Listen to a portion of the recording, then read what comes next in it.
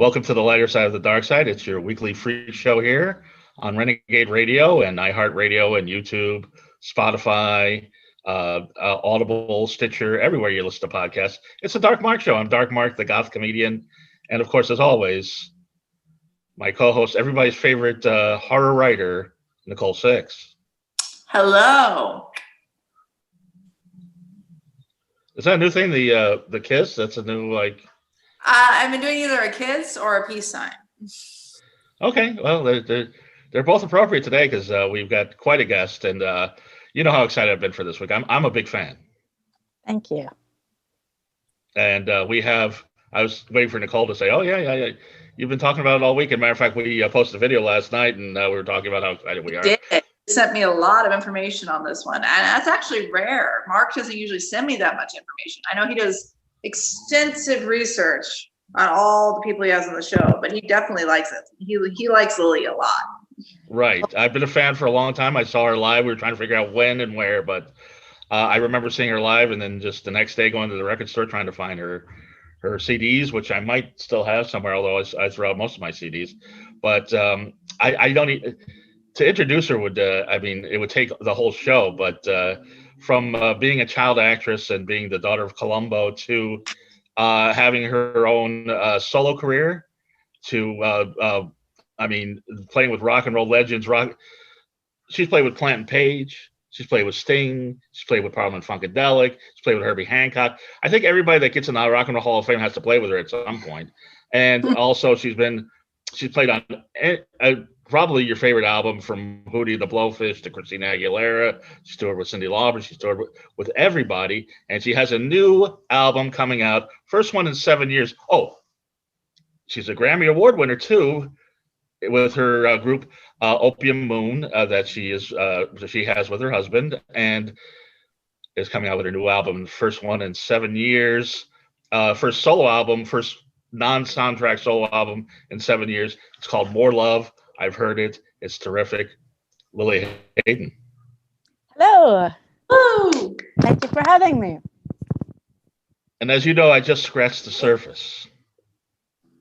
You are the most interesting person in the world, I think. Well, thank you for saying so.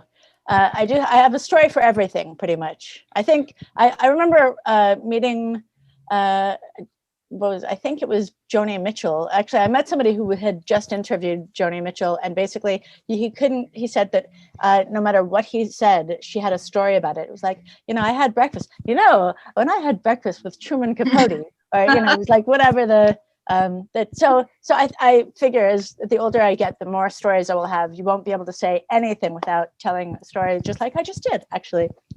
Yes, the modern day Joni Mitchell, Lili Haydn. Well, I was not comparing myself to her at all. Just as a raconteur. The older you get, the more stories you accumulate. So yes. And has a great interior decoration sense as well. Looking at your house. Well, thank you. This is my studio. Or your studio. Yes, a little look into the studio. But before we get started, right there needs something. I need to What's that? I need to put like something there. I'm seeing. No, you're okay. You're fine. It's all right. Well, Do you have any cats? Any hats or cats? Cats. Wait, I'm still not getting it. Is that a cat, like a meow? Yes, like cat. Yeah, I do. Would you like me to put my cat there? No, I was looking at your place and it's so beautiful. I was thinking she must have cats. She has the benevolent cat lady look going on. Right. Well, actually, I do have a cat. My soulmate cat baby just died, and I'm broken up about it. But I am looking. But I think I found a new little kitten, and she. Anyway, yeah, she's 2 weeks old, and we're gonna bring her home in about a month. So fantastic. Your house needs cats. I can tell that. Like I could just sense that about your aesthetic. Well, thank you. That's a high compliment. I believe it was Oscar Wilde who said that if man were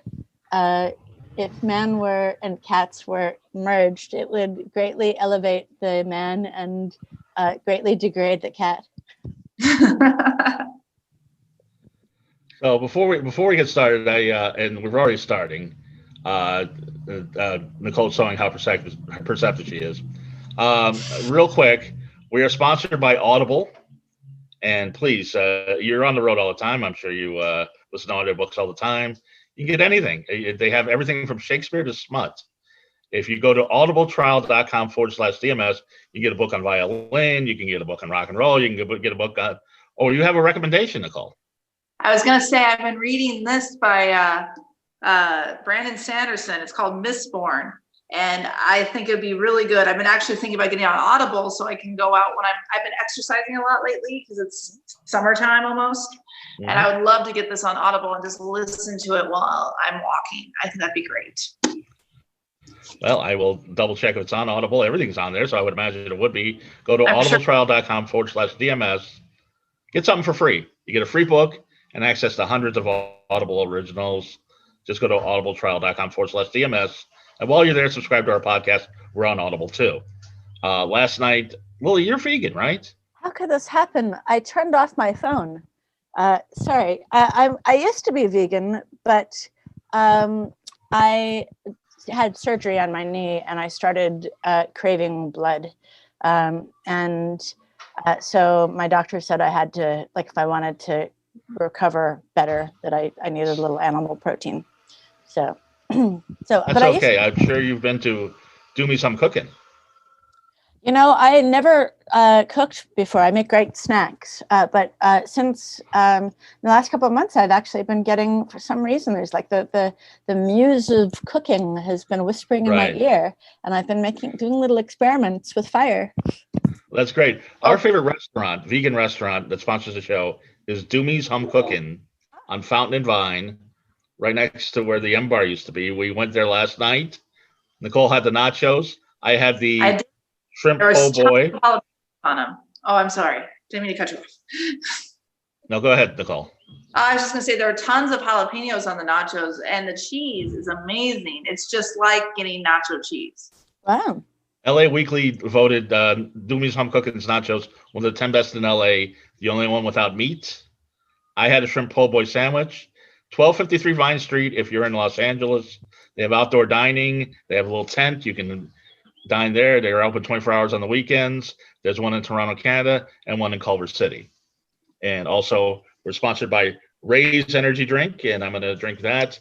If you go to the description of this podcast, you can get 15% off a case. You should also get. Oh, I'm sorry. I was just going to say you should consider getting a sponsorship by MAC Makeup for their eyeliner. Oh. I tried. Yeah, I might just. I will. In fact, since what would I do without you, Lili Haydn? I'm going to put a little eye makeup on right now just to join on the fun. I thought it would be a nice way to, bond. Goth it up.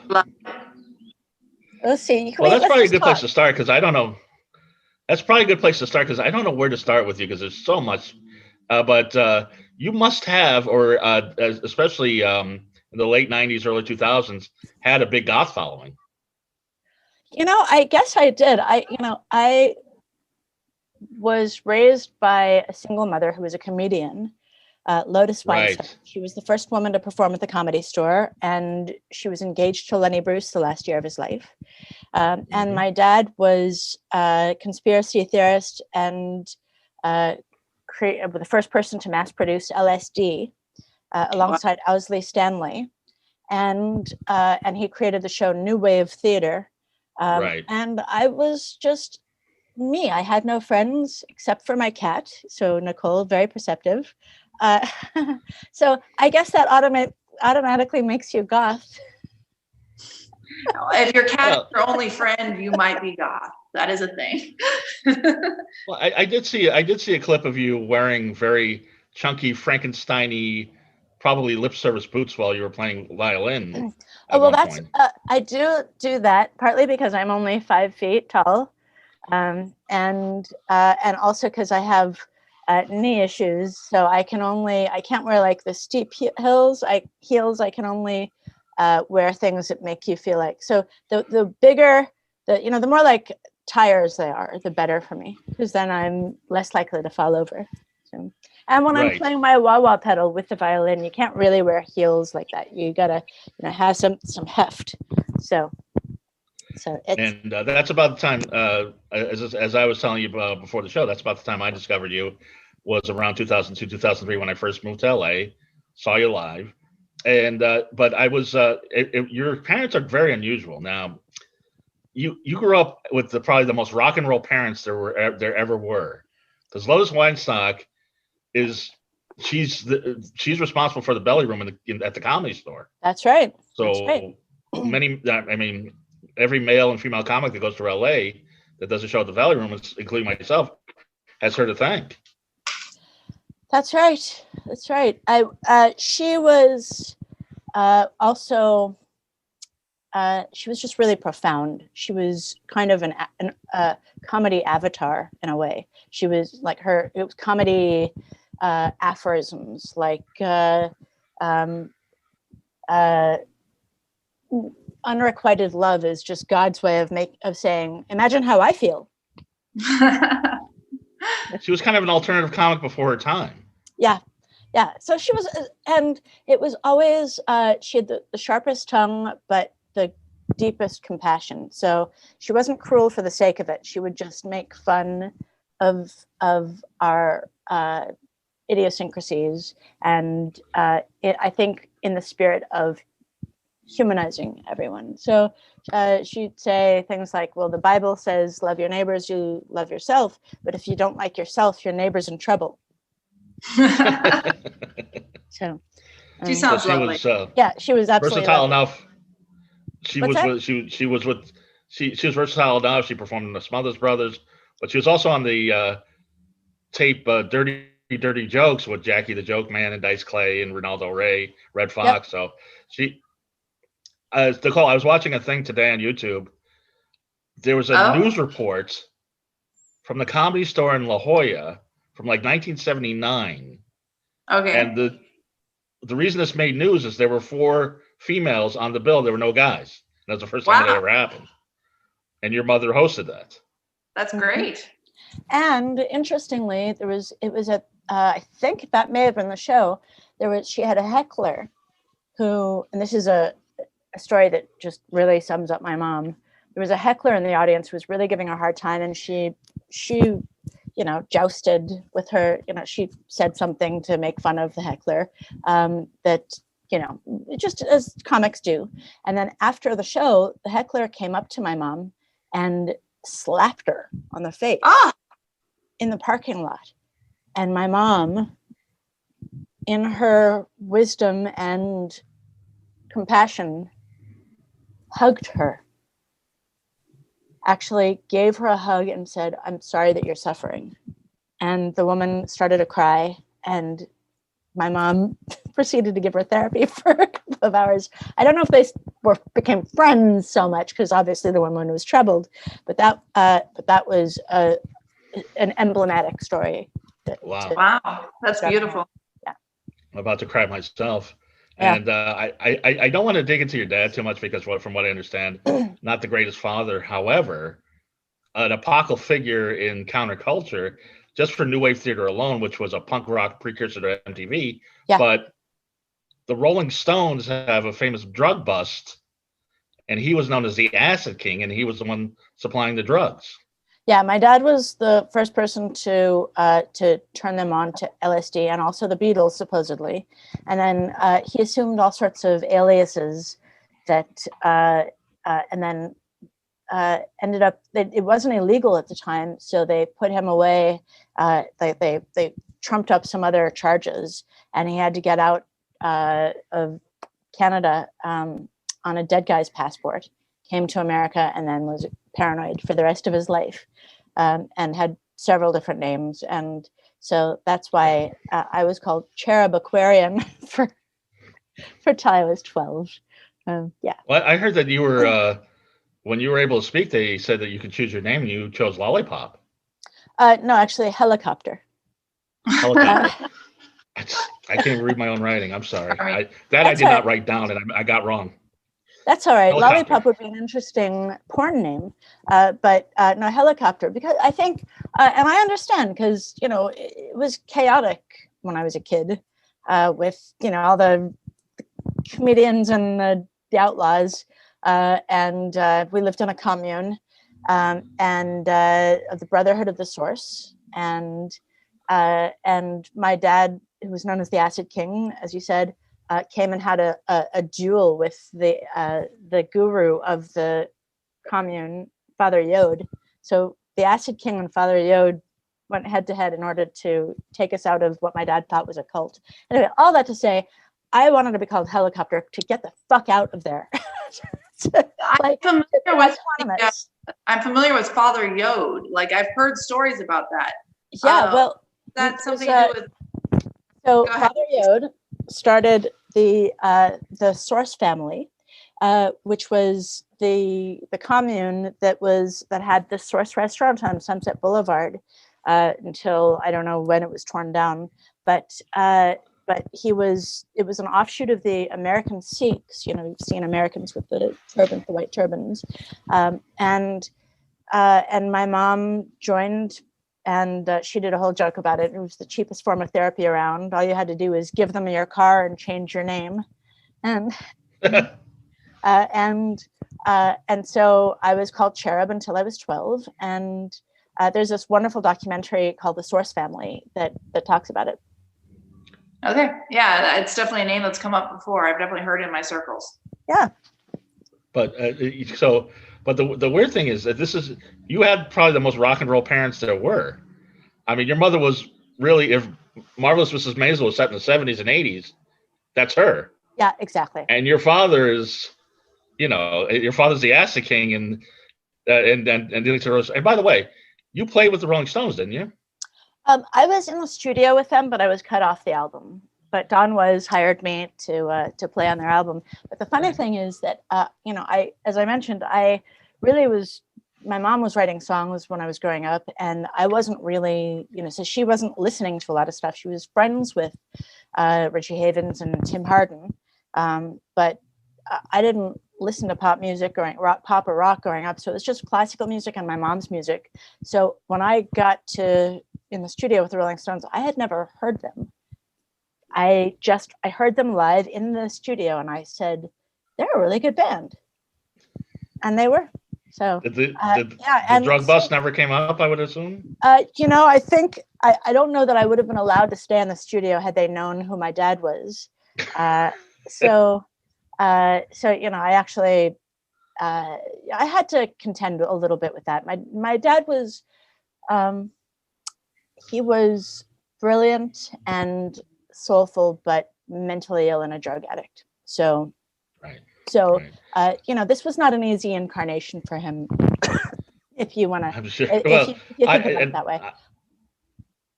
I always thought your last name, your stage name Haydn. I always thought that was from the classical composer, but apparently that was one of your mom's stage names. Is that correct? It was. She took that name in the '60s.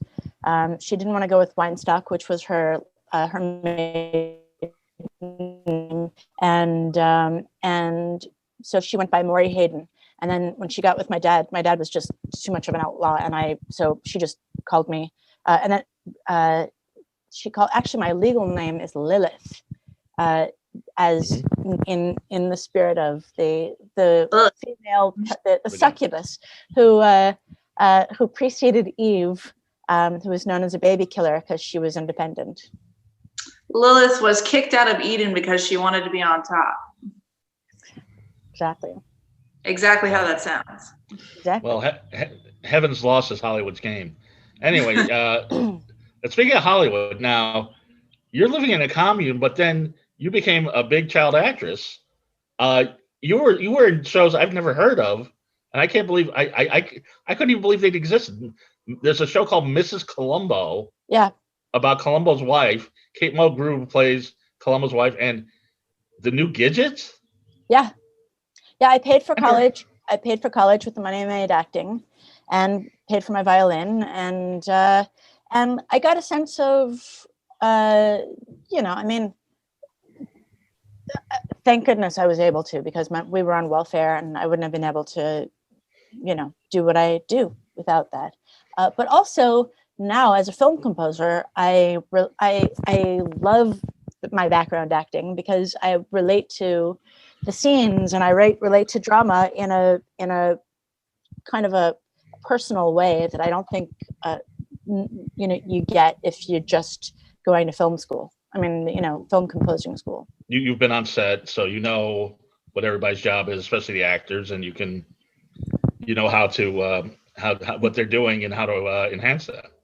Yeah, and it's also relating to people dramatically, engaging. So it's a very similar skill to supporting a lead singer, so to speak. Right. So and also being in a scene. And we're going to get to your music in a second. I've got a ton of notes. There's so much to you. But I have one of my favorite movies when I was a kid. I watched it last night. I was still laughing. Is Easy Money, the Rodney Dangerfield, Joe Pesci starring movie that you played Rodney Dangerfield's daughter. Mm-hmm. And you said you have a story about everybody. Do you have a Rodney Dangerfield story? I was exaggerating. He was very nice to me. He was very nice to me, and I'm a good mimic, and that was how I got the gig, was basically like mocking him to his face, and he was a good sport about that. So you even did the next exactly. I don't give but one thing, and I know I found out that you collaborated with Taylor Negron, who I met once. We did a show together, and couldn't have been a nicer guy. Just an amazing guy. Yeah. And we talked for like an hour, and he told me, can you confirm this? He told me that the big wedding scene, Joe Pesci wouldn't come out of his trailer unless they let him sing a song, and the director is just like, okay, let him sing the song, and they cut it out. Is that I don't true? remember that. I was so freaked about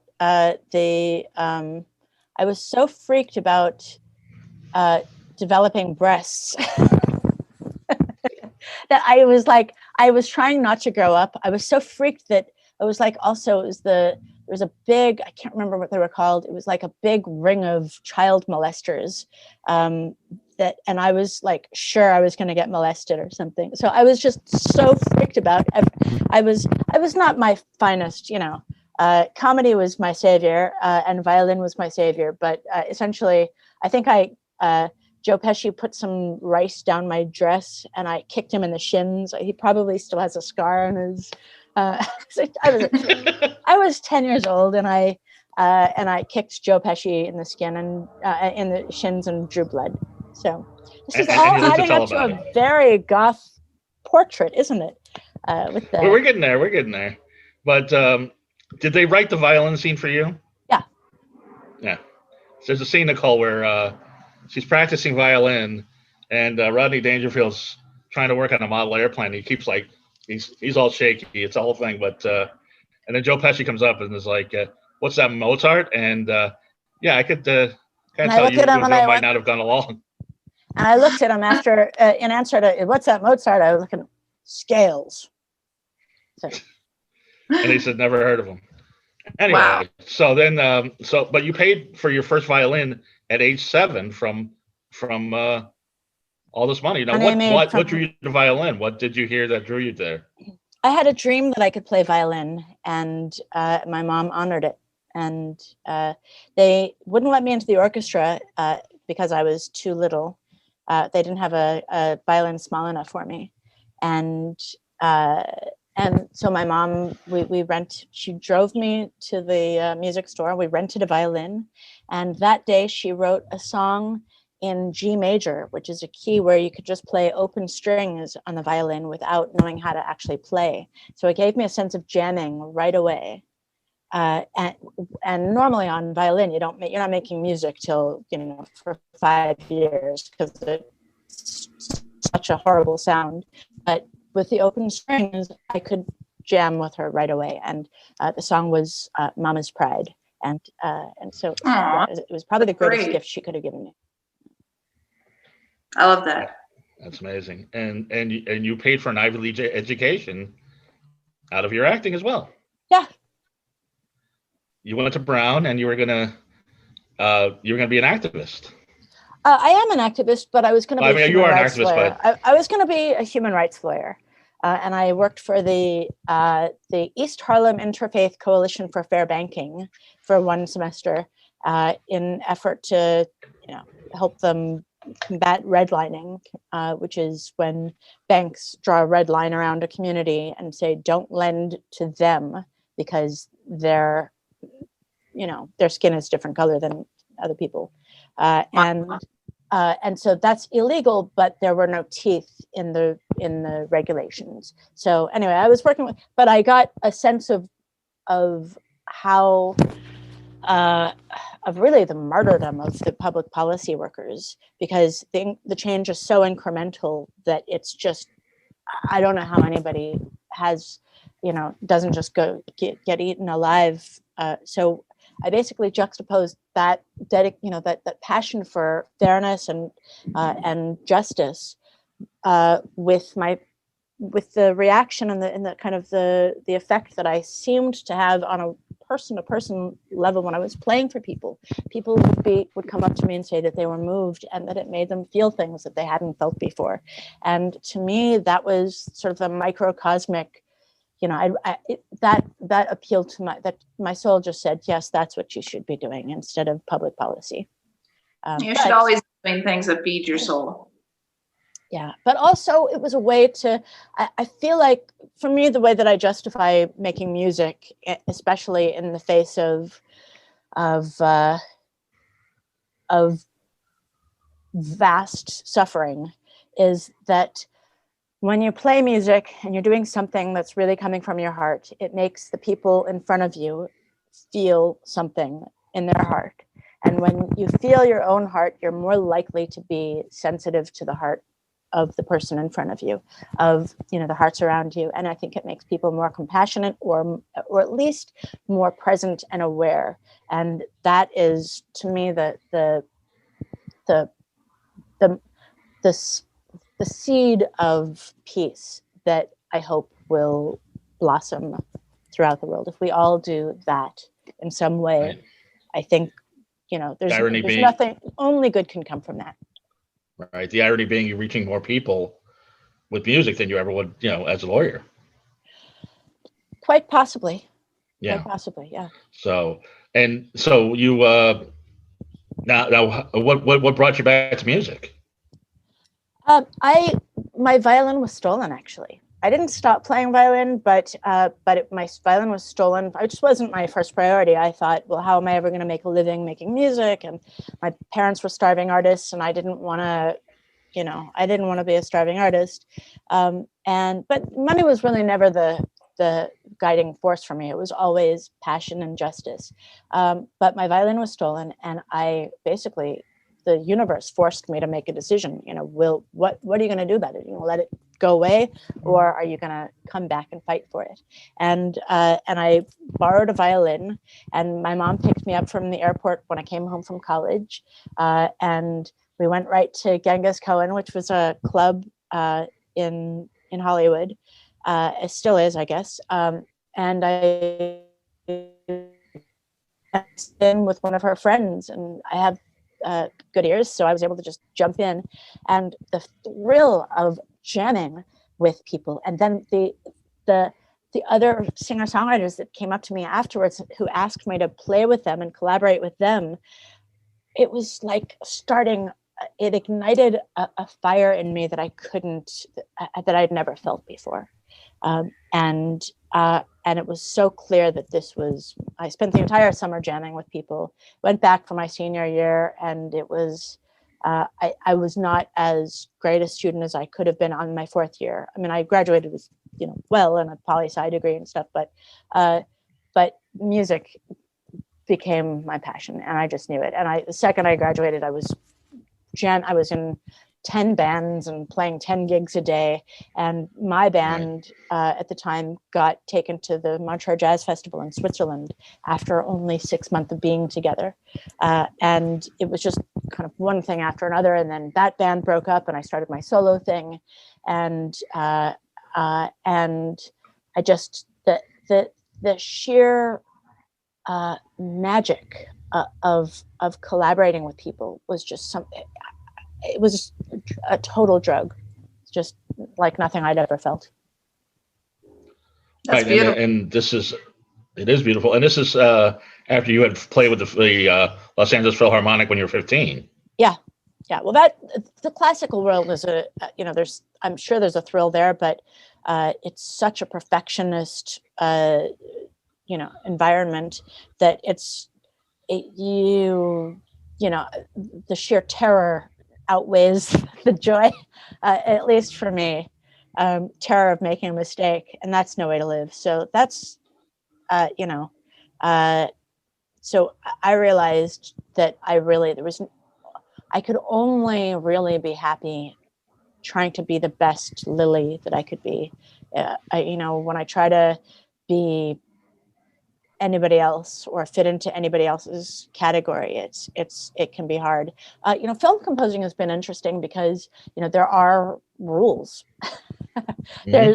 There is protocol. There are politics, especially now I'm doing more work for commercial projects. In fact, I just found out that the TV series that I just scored, Ginny and Georgia, has broken all of the records for. It's been #1 for longer than any other show on Netflix since they've been rating things. That's great. Wow. So, which is fun. So anyway, the point is that I do have to play a little bit by the rules in that, but I am, it's a kind of a balancing act of if I just played by the rules, and I'd be one of, tens of thousands of film and TV composers that, do that. But if I just was this kind of unhinged artist, I would never be able to play nice with big productions and budgets and stuff. So so it's just the right balance of getting to just go into my cave and be crazy and unhinged, and also learning to fit in. Right, and by the way, I don't have Netflix. Now I'm thinking of getting it for a month just to check it out. But from the description I've seen, Ginny and Georgia is about a 15-year-old who's more mature than her 30-year-old mother. Yeah. Something possibly you could relate to? Well, my mom and I were defied category. I mean, yes, and also my mom was absolutely spirit, was an angel in a human body, and she defied all categories, right. Which made it hard for her in some ways, because I think it made it hard. People didn't know how to sell her, and sure. So I was always, I'm Capricorn, for whatever that's worth, kind of grounded and more like, and so my form of I had to balance her out a little bit. So I was kind of her, she would call me her emotional pit bull, I looked out for her.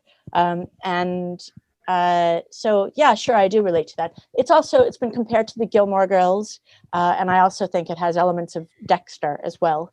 Wow. So, yeah, it's Gilmore Girls meets Dexter. I'm in. Yeah, exactly. Gilmore Girls meets Dexter. So it's pretty fun, and it's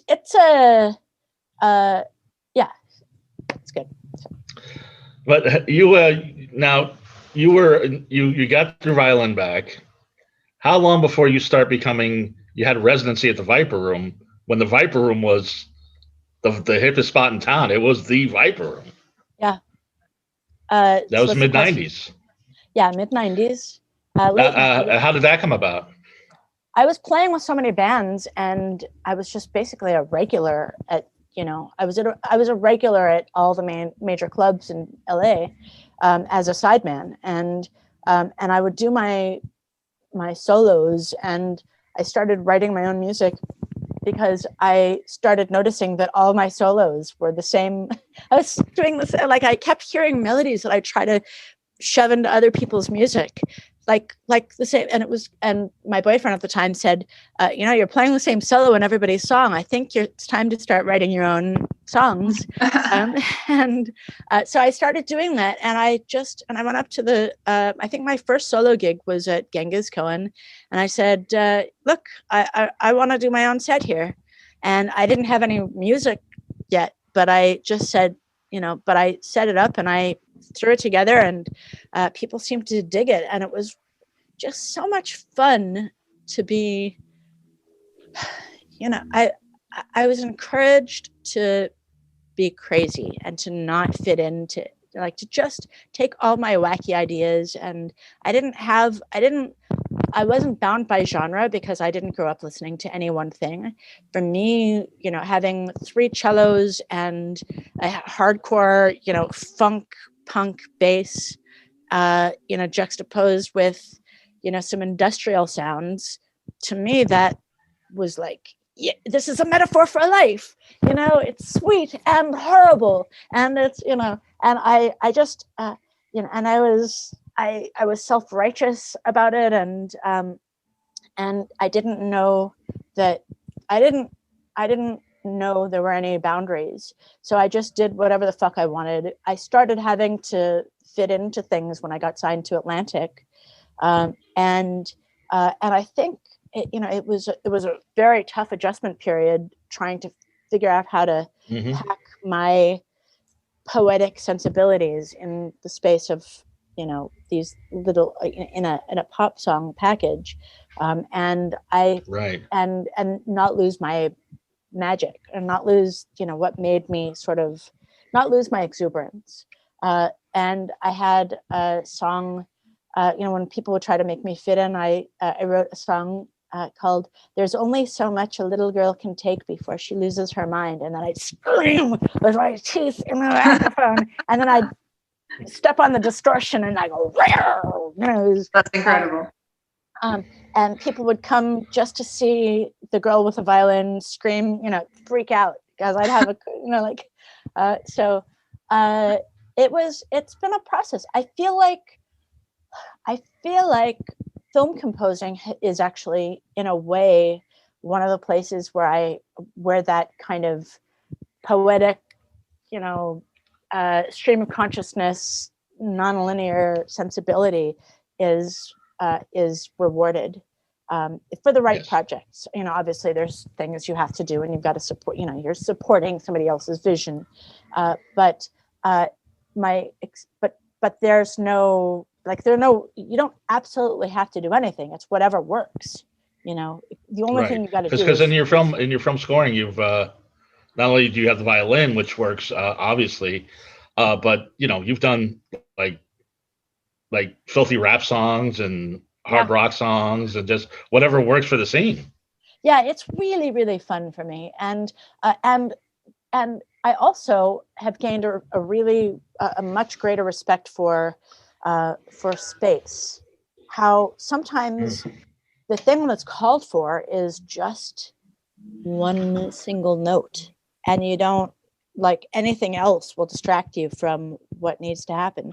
So that sense of that appreciation of spaciousness is what I'm calling into my no music, which is one of the things I'm proudest of on this new album that comes out tomorrow. I love it because it feels like the film of my life, or the film that I'd like to be scoring. It feels like, it's spacious, and then in the center of all that space are a couple of intense poems, kind of, intense emotional offerings. That's really cool. I think that's gonna be really great. Thanks. And by the way, I don't know if that was an intentional pause or Zoom freezing up, but that was the perfect pause, the perfect piece of space right in the middle of you telling that. But I was going to ask you, just as a side, what you thought or what you think of other bands that have mixed classical and rock, like Rasputina or Emily Autumn, or they came out a little after you, but did you look at them? They're like, oh, they're ripping me off, or did you like it? Oh, I love it. Look, I think, especially now, having climbed the I feel like this is going to sound, I don't know how this will sound. I feel like, when you hear of people making pogroms, having to climb through mountains of Afghanistan to get to freedom, the people who have navigated the world of surviving as an artist, there is an element of that kind of you know, what's the word?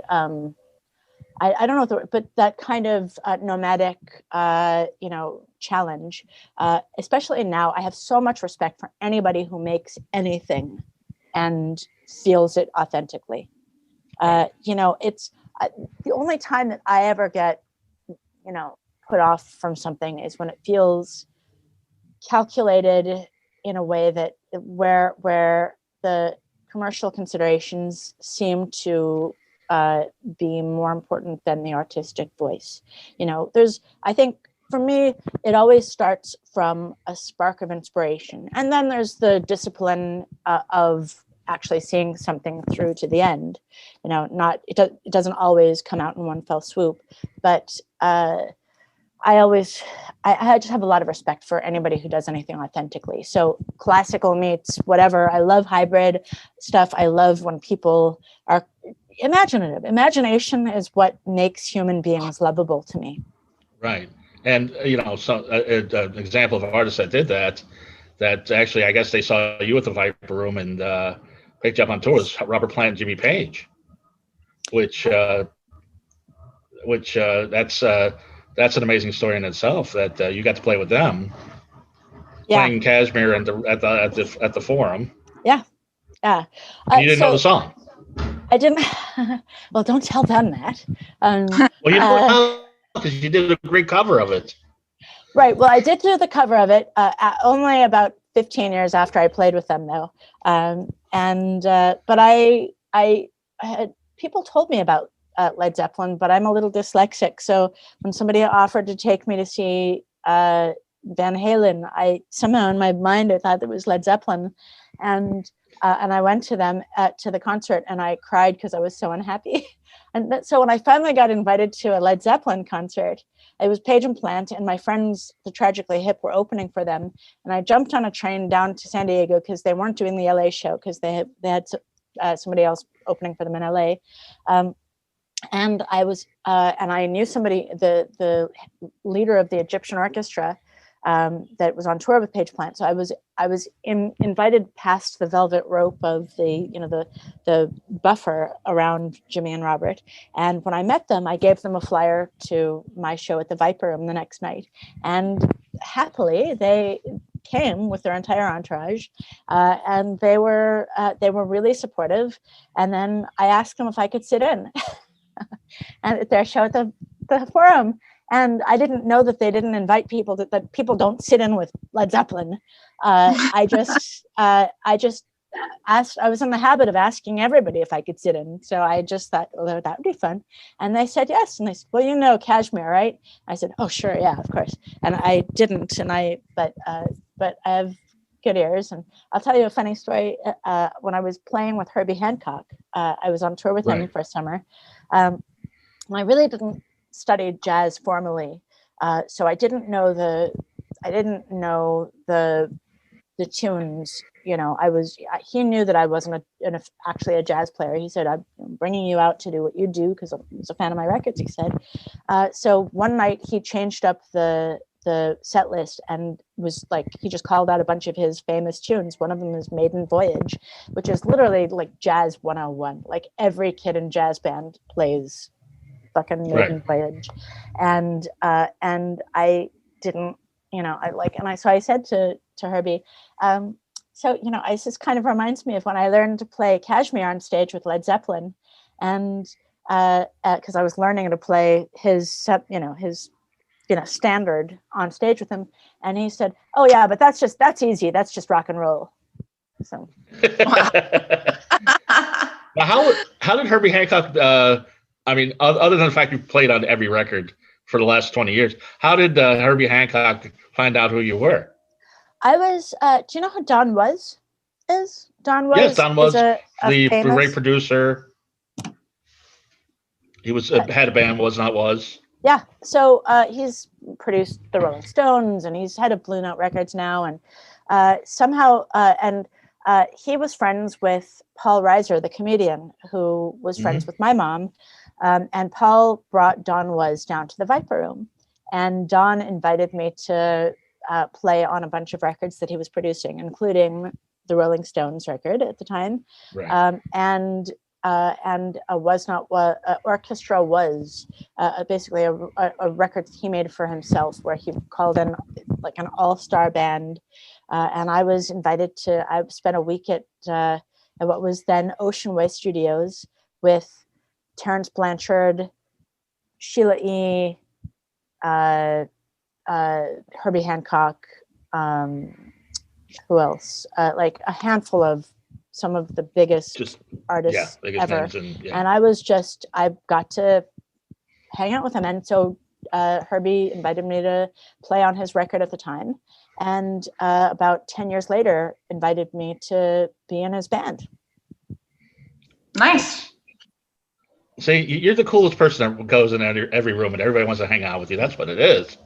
Well, that's you're very very charming, clearly. I mean, George Clinton said you're the Hendrix of violin. Now, there's got to be a story how you met George Clinton. Yes, it's of the another story Parliment-Funkadelic, if people don't know. Yeah. Okay. So when I graduated college, I joined a band called Weapon of Choice. And my big solo was on a song called I Can't Stand Fucking Cops. Anyway, so I can't stand fucking cops. I can't stand fucking cops. Anyway, so I did my little thing. And he took me to P-Funk, Parliment-Funkadelic, down at the Anaheim Convention Center. And we sat, 5 feet from the stage. And I heard Michael Hampton do Maggot Brain. If you don't know that song, it's a seminal guitar god song, and he played it, and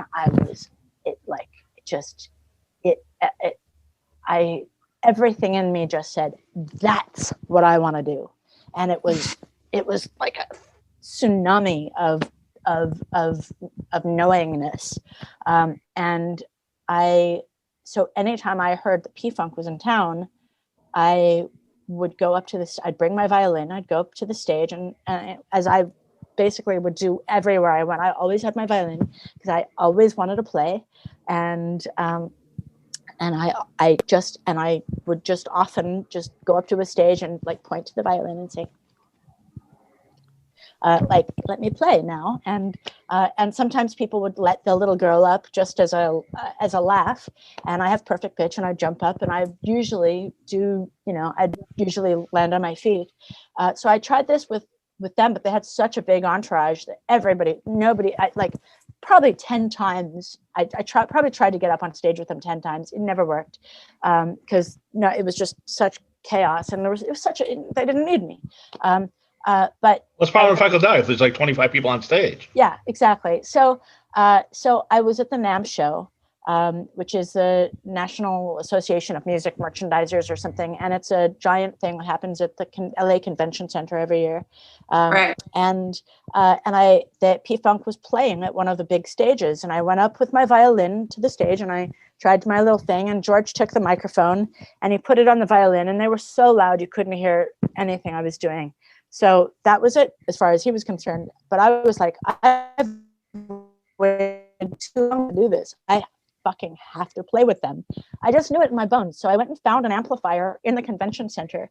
I brought it into the room where I climbed up on stage under their legs, because I'm 5 feet tall, climbed up under their legs, found a plug on stage, plugged in the amplifier, and plugged myself in, and then popped up next to George Clinton. And he looked at me like, do I need security to get this strange goth creature off of my fucking stage? And he looked at me like, is she crazy, or what's going to happen? And he sang me a little riff, and I played it back to him. And then we had this conversation, and it turned into this, this musical love affair. And after the show, he took me aside, and we went back to, the entourage went back to his hotel. He listened to my whole record, and the best compliment he gave me was I was funky. And if you're listening on audio, you were holding your nose and waving your arm. That's how funky it was. And if you're listening on audio, I started this interview by putting on a lot of eye makeup. Actually, not enough, though. Apparently, I need more. You need to come over and just, put it on. We'll put makeup on each other. We'll figure it out. Okay. So anyway, so we and then they invited me to play Woodstock with them.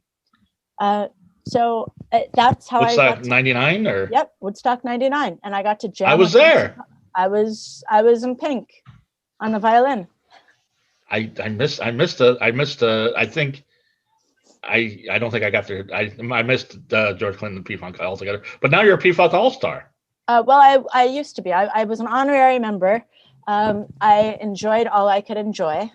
Back in I think 2006 was my last show, and it was time to move on. They,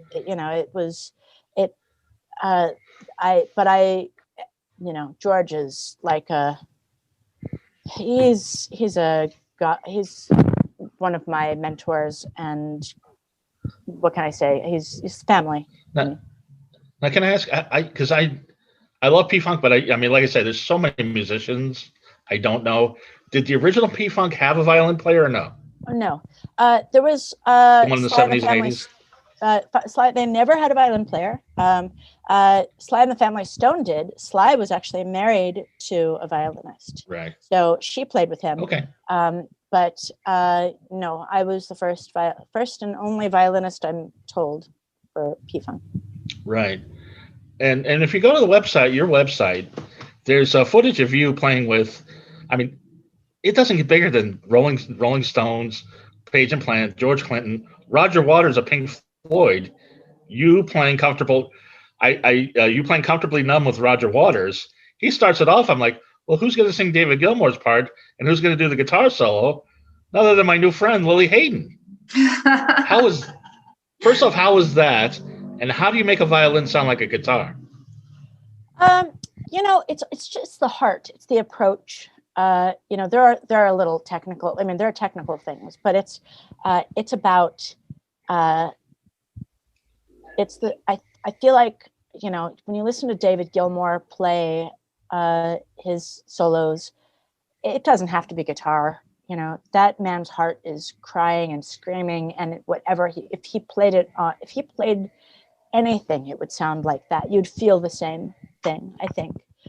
So there are things I have to do to compensate for the fact that my violin is tuned in fifths and the guitar is tuned in fourths. So there's certain slides and like idiomatic sounds that I've had to learn to kind of emulate certain things. But I feel it. I feel it in my bones. I salivate in the same, like when I hear Roger Waters and Jimmy Page and Eddie Hazel, the rock gods. It's almost a spiritual thing for you. Oh, it's definitely. I was always a big crier. I cry easily. And I'm an only child, and my parents are dead, and I have no siblings, and I had no friends. Oh, my cat was my only friend. So there was a lot of emotion to be had in this little body, and who gives a shit if you don't make it entertaining? Right. My mom used to say, it's unfair to talk about your life if you don't make it entertaining.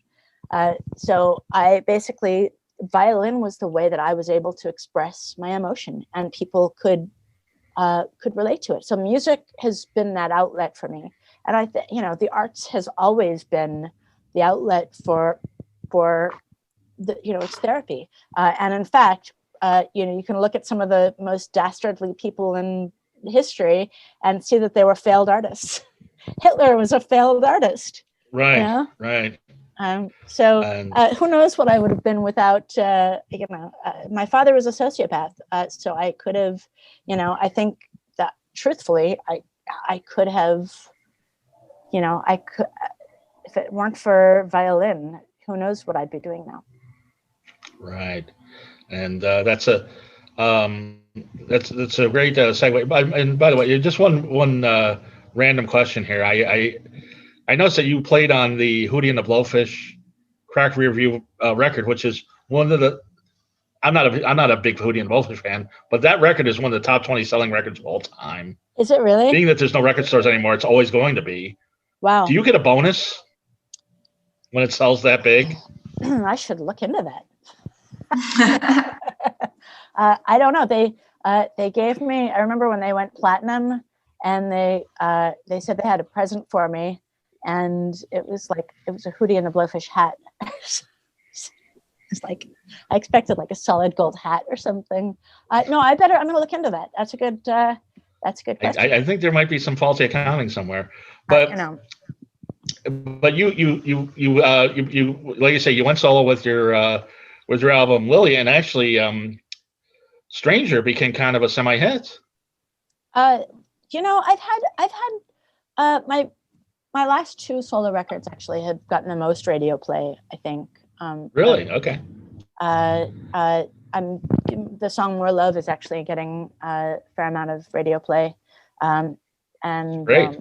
Which is nice. All I care about is, my mom used to say, the only thing that's fair is between you and the creation, and so I give my heart to in as fully as possible, and then the rest of it, you just do what you can do and try to navigate the game, basically. Yeah, well, I hadn't heard in a while. And I have Apple Music, and Stranger is on a '90s dance compilation along with Come and Ride the Train and Informer and Rump Shaker, I think. Wow, that's so cool. It's the last song. It's really weird. Wow, and that just came out like last year. Yeah. Very nice. So, but I think probably the song that I see most often that people are really online raving about is the one that you did on Californication, Set of Sunset. Interestingly, I think that to me that that's nice. What it tells me is that I just need to do more TV. When there's exposure, it's like just the more we spread the word, it's harder to I don't know. I don't like to complain. I just need to spread the word. So all right, I just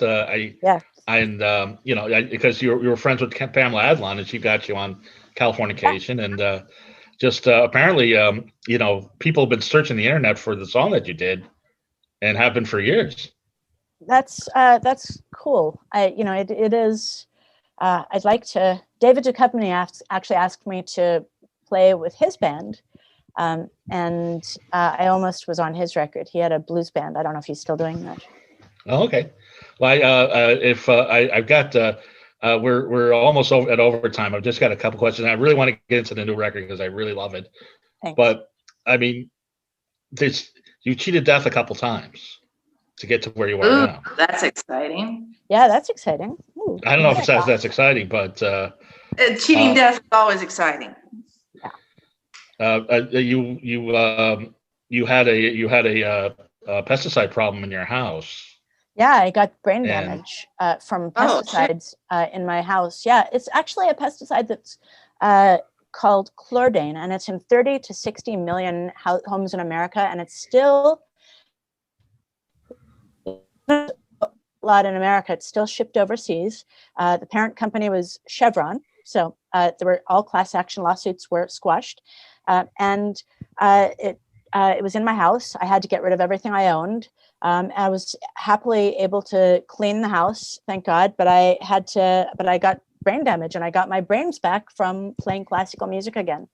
That's beautiful. That's remarkable. I did a TED Talk about it, actually. It's called How Music Saved My Brain. And there I found out that music actually activates the brain in ways that nothing else does. It actually causes neurogenesis, where scientists had previously thought that once your brain cells had died, you were basically fucked. But now there are things we can do, music being one of the most important ones, that actually cause new synaptic firings and new pathways in the brain to be formed. So I learned a lot about that, and thank God I'm cool. I can tell I don't multitask as well. I can't listen to music or have two conversations. Actually, I'll tell you. Okay, Okay, it's probably no secret that all right, I'll leave the artist's name out of it, but ended up playing with. So after I got brain damage, I was recovering from brain damage. I was asked to go play with this artist who was smoking crack, and previous to my brain damage, I was on tour with a band that was smoking crack, and I basically just was able to like put an air purifier in my bunk and not have to, and I was okay with it. But after my brain damage, I was in this room with somebody who was smoking crack, and I got so fucked up from it. The next time I went down there, I wore a gas mask and said, I'm going to play like this from now on. And what I realized was that after my brain damage, I couldn't handle secondhand crack smoke the way I used to be able to. So I had to make a couple of adjustments. Yeah, basically music saved my brain. And then I got COVID in July and had a little brush with not being able to breathe. And thank God I was able to, my immune system kicked in, but I did get a taste of what's actually happening here. And this is not an ordinary flu. Right. Nicole just got her shot. Hopefully you'll get yours soon, and I'll get mine soon. It's Do you it's still no need joke. if you had the virus? Don't you have the antibodies now? There's so much that they don't know about COVID that they still are encouraging people, and they're especially because my antibodies may not cover the variants, but the Pfizer one does, or so they think.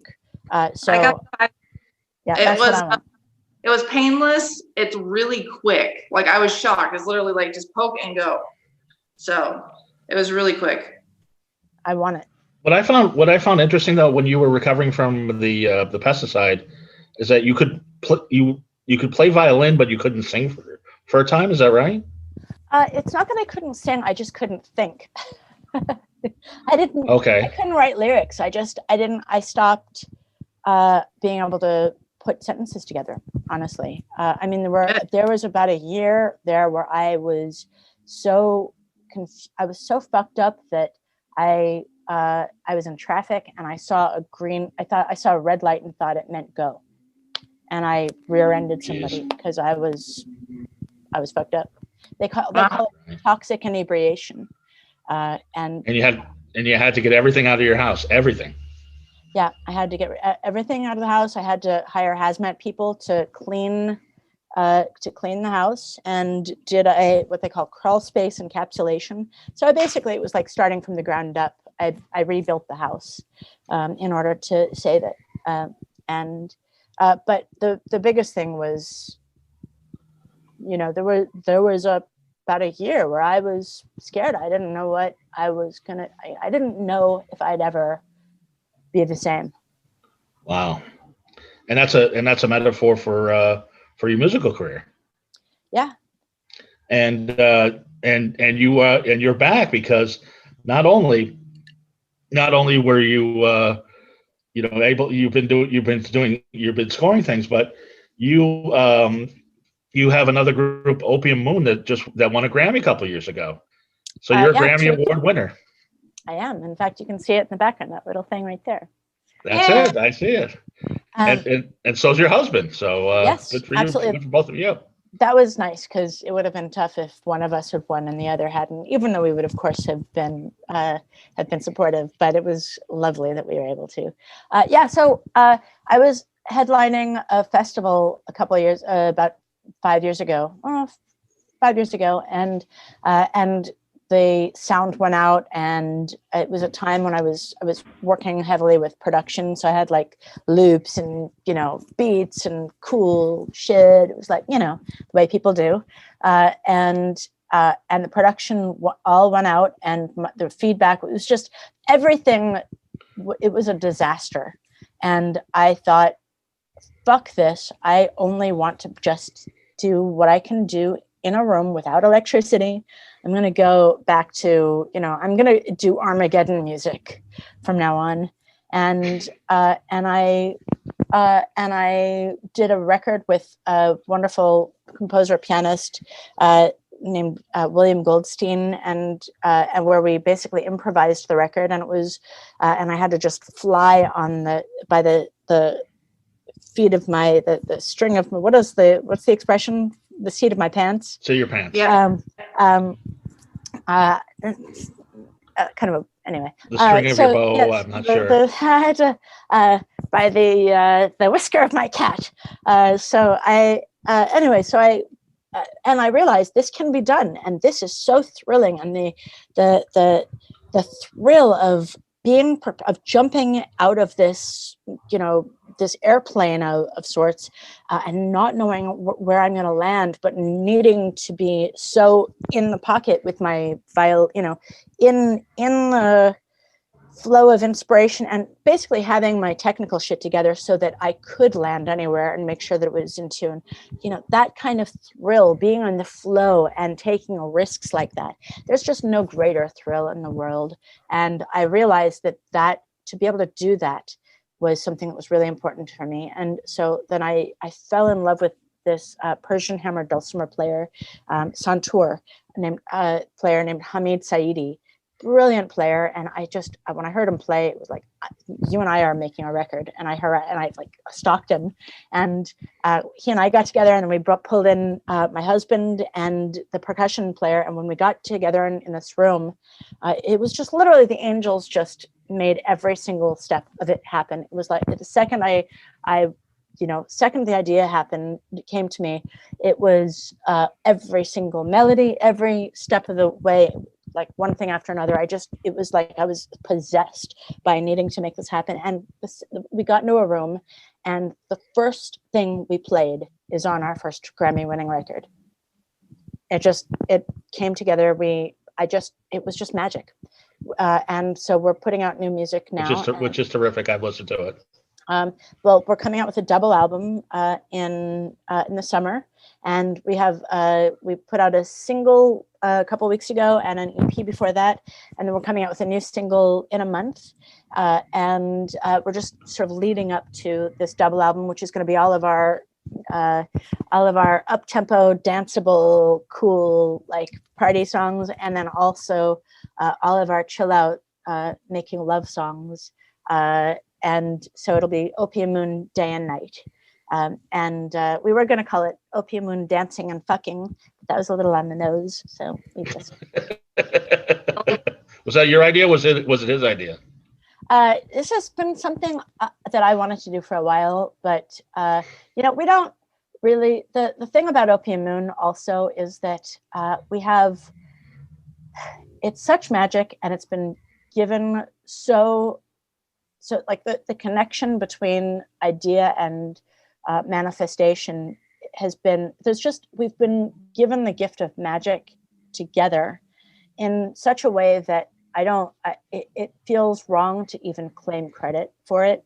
And, it doesn't actually, like what we do together, it's so much more than any one individual idea or melody. If somebody writes a melody and we all, make music around that melody, that the song itself is so much more. It's about the magic and the spontaneity and the history of these four musicians, that taking credit seems wrong. It's really channeled by all of us. Nicole, you were going to say? Oh no, I just think that it's incredible that not only did you two find each other, but you're able to create this art together. That's really beautiful and definitely magical. It really is. It's such a blessing. Is it something, I mean, is it destiny that you would end up with a musician? Is there something when you guys play that there's a connection that nobody sees? Oh, sure. Absolutely. I mean, he's the kind of person that I would, if I were married to somebody else, I would cheat on that person to be with him. So, okay. Yeah, I tell him all the time that I feel like I would cheat on somebody. I would kill for, it's like, he's just, he, like me, is married to music above and beyond anything else. I mean, it's just, it's bigger than an idea. It's bigger than logic. It's bigger than any of that. And so to be able to meet in that unconditionally passionate realm is it's, what can I say? It's incomparable. You really, like, there's nobody, I don't think any relationship would last that wasn't this, because I am too much of an inconsiderate bitch I'm being glib. Obviously I was going to say, just as you had us aroused and jealous. Yeah. No, it's just, what I mean is that connection, magic. Maybe it's because, my mom and dad, that's the thread that kept them together for 18 years, was this passion. Right. And magic, the magic of art, of music, of the muse, of the flow. Is more important. Of nonconformity too. It's nonconformity, but really just being a slave to the flow. That feeling is, I live for that. That's what I think. Honestly, I think that's what we're all going for. People, everybody, whether somebody is a drug addict, they're looking for the flow, that feeling of connection. Religious extremists. I feel like honestly, that's the motivator. It's that spark of magic. It's the thing that makes you wanna, that gives you joy, that gives you, so I've devoted my life to that. And so my partnership with my beloved is based on that. And that's good, because if it weren't based on that, it would have, I'm sure I'd be alone. Which brings us full circle to tomorrow on Apple Music and everywhere else in record stores. Your album More Love comes out. Mm-hmm. Your first solo album, your first I wouldn't say solo album, your first rock album, for lack of a better word, in 7 years. Yeah. It was time. And you think so? Well, I had been sitting on, so I got I put out the previous solo album in 2014, and then I ended up getting a bunch of scoring work, film scoring work, which took me away from songwriting. And then Trump got in, and when Trump got in, I went into shock. My system was like, all right, well, I guess the world is upside down. I don't know how to relate to this anymore. Words don't matter. There's no truth. There's no, if people aren't viscerally feeling how, if this is really the state of the world, then I just need to sit back and wait and see what's going to happen. I lost my desire to sing protest songs, even, because it was like, who gives a shit? Nobody. We're still going to get maced. We're still going to get pepper sprayed in the park. It doesn't nobody's listening. That's why, I was a big Bernie Sanders supporter, but I supported Biden because I thought, well, what foe do you want to be fighting against? What Right. adversary do you want? Is it somebody who's going to bring out the tanks and mow you down, or somebody who might be a neoliberal who might still be a corporate shill a little bit, but will be swayed by protest, and is still, seemingly a decent human being. And and the truth is, I lost my desire to do anything but play my violin and just kind of make pure music. Basically, Opium Moon was the embodiment of the peace and the inclusion and the multiculturalism that I wanted to see in the world, because we're from, the band is from Iran, Israel, United States, and Canada, and now, I wrote Sayonara, which is a prayer for peace. Enough with the drama, no more war. I don't care what you say you're fighting for.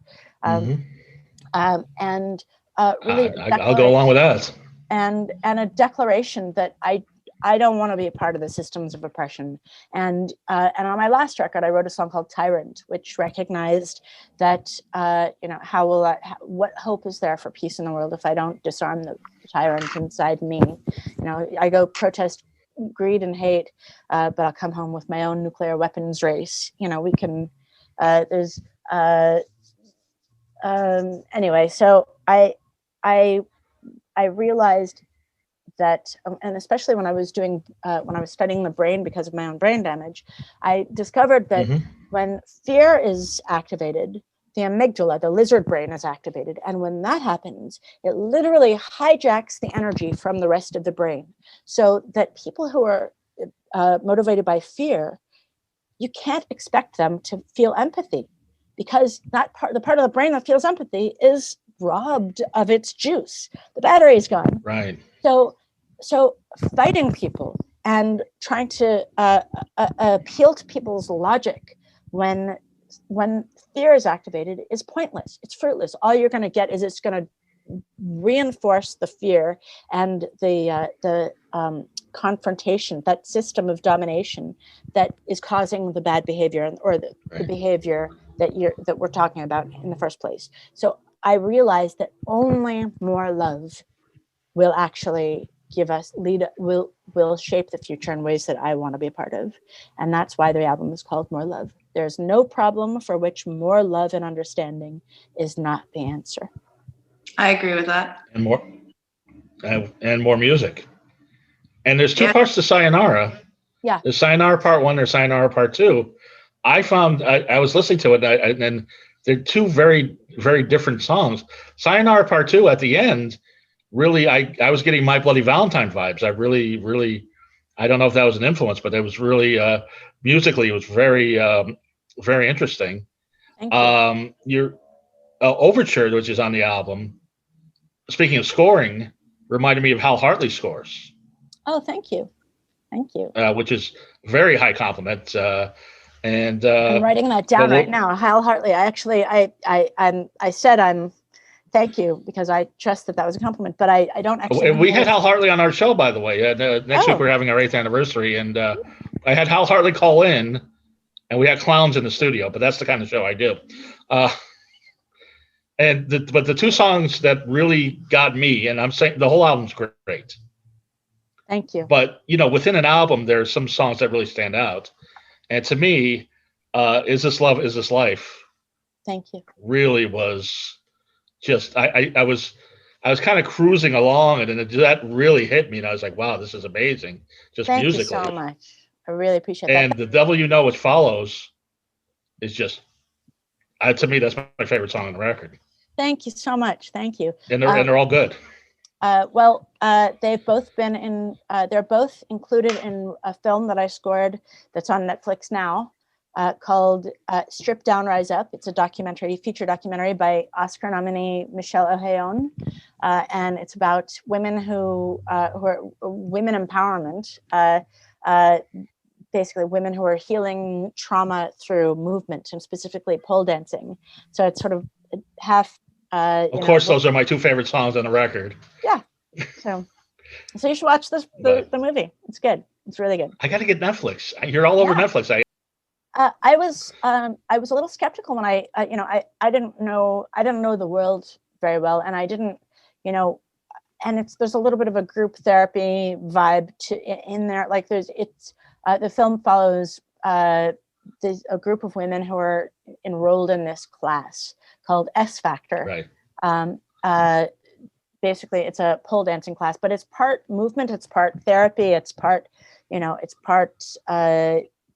what is it? Gestalt therapy. And I wasn't sure how. For my New Age background, for all of my New Age background and mysticism and all that, I tend to get quite cynical around just sort of New Age concepts, and I feel like if you haven't embraced the shadow in equal parts to the light, then to me it doesn't resonate. So, but I was truly. I have a question because I work with crystals and candles and the light side of the force, so to speak. But if the answer is more love, shouldn't that mean that you need more love? Like people that you're trying to reach, a lot of them, the people that are fear driven, don't do shadow work. That's part of the whole problem. Sure. And what I mean by that is basically I was talking specifically about Strip Down, Rise Up, where I was just really moved by how authentic the transformations were by these women. But to speak to what you're saying, absolutely. I think more love and understanding, and I don't just mean like, love the murderer, but I think when we humanize each other and we understand where we come from and we listen to each other, if we feel heard, when I think that listening is probably the active part of loving. It's the probably listening to each other is probably the most loving thing we can do. Actually, it's, because we all just need to feel heard. I think when we feel heard, we're much more likely to listen to the other person. And then we actually give each other the space to exist. That to me is what I mean by more love. Okay. But, and yes, It's becoming a lost art, and people. Look, I know nothing. I don't know shit. But my experience is that when I've met people around, the people who are love and light, love and light. Look, I grew up in communes and with cult leaders. So when people say love and light, and then they're just trying to fuck you in the back room, it makes you a little bit cynical about people who say love and light, you know what I mean? And then you see them kind of like, jawing in the back, they're some of the most egregious crimes have been perpetrated by people who, in the name of Jesus or in the name of love and light. So, which is why I say, that without embracing, when we don't look deeper, just lighting a candle without listening to somebody's pain, I don't know that I think it's just a Band-Aid on something much deeper. I think we have to. I was going through a lot, and I have been through a lot. I asked, how is this fair? How is this right? And the universe answered, I move the people. So you always got to look for, it's like that thing that Mr. Rogers said, that when you see something bad happening, you got to look for the people that are doing the nice thing in the middle of it. Mm-hmm. So some love and light people are a little crazy, but some of us volunteer our time in helping people. And without that overall philosophy that we could be better, that there is a higher truth, there's something we can ascend to, people wouldn't try very hard. Oh, absolutely. And forgive me if the way I'm not offended or anything. I was simply expressing my journey. Totally. No, I love this. I absolutely love this. And there's clearly I'm just trying to evolve and open my mind. But what I have, having come up through a lot too, like just what we've been discussing, you've seen a lot of darkness, a lot of weird shit. And also, and the thing that to me is the most offensive is when, and I'll just tell you, so the commandment, thou shalt not take the Lord's name in vain. To me, that doesn't mean don't say goddamn. It means don't use the Lord's name to justify your own vanity, your own vain agenda, to say that my way is the only way. Because there are I've been around a lot of ugliness that's been perpetrated in the name of the one true God, the one true way. And so when I think, I guess what I mean is love and light without the embracing of, without listening to, without accepting that there is pain. And that acceptance, that's key. The acceptance is the thing that makes it love and light. Exactly. Like if you're not accepting people, you're not following the great truths, which are treat each other how you want to be treated. That at the end of the day, all the religions come down to the golden rule. Absolutely. 100%. Well, we love and accept Lili Haydn. I have And I really love the fact that you've gone an extra half hour with us. You didn't have to, and I appreciate it. Yeah, you're I one. have I've one enjoyed. last question. Nicole, go ahead. Oh, I already said what I was saying. Thank you. And By the thank way, you for Zoom volunteering. sucks. I hate Zoom. I say it every week. It's been I a hate the delays on Zoom. Yeah. But my question was, in addition to what's the movie we were just saying, the Strip pole Down, dancing Rise Up. movie? Oh, Strip Down, Rise Up. Strip Down, Rise Up. And in addition to that, you've scored a documentary about Ruth Bader Ginsburg. Yeah. It's a brilliant follow-up to the hit documentary RBG that came out a couple of years ago, and it's deep and soulful and emotionally driven, and directed by Oscar winner Frida Lee Mock, who also did the wonderful documentary Anita about Anita Hill, which I scored about 5 years ago, and it's on Amazon Prime and Starz Network and wherever you watch movies. It's beautiful. So that's so yeah. All these three things came out. Ginny and Georgia, Ruth, and Strip Down, Rise Up all came out in 1 month.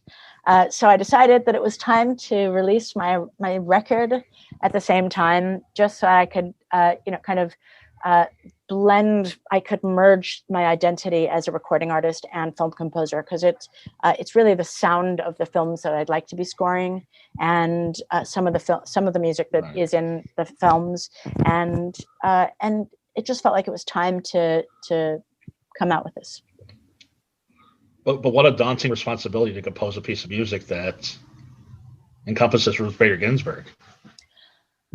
Yeah, it's really it is, and also I always think about it sort of like I'm collaborating with another songwriter. Her voice is the lead singer. She's the music already, so I'm just accompanying, in a way, and also because RBG was such a hit, and the score for that was great.